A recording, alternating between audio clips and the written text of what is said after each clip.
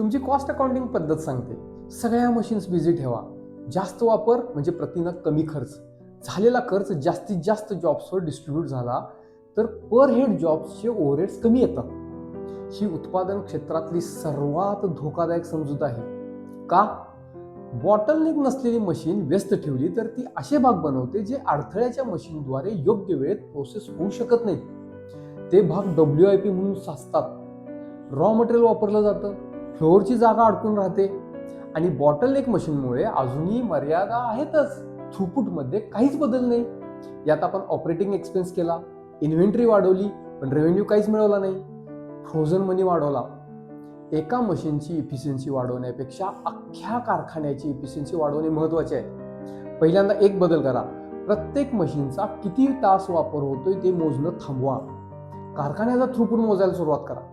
योग्य वेळी बंद असलेली मशीन्स चुकीच्या वेळी पूर्ण वेगाने चालवणाऱ्यापेक्षा जास्त नफा देतात. हे एकच ज्ञान सगळं कॅल्क्युलेशन बदलतं. मी अगोदर सांगितल्याप्रमाणे ही विचार पद्धती आहे, ही एक हॅबिट फॉर्मिंग ऍक्टिव्हिटी आहे. एकाच वेळी सगळ्यांनी समजून फॉलो केली पाहिजे.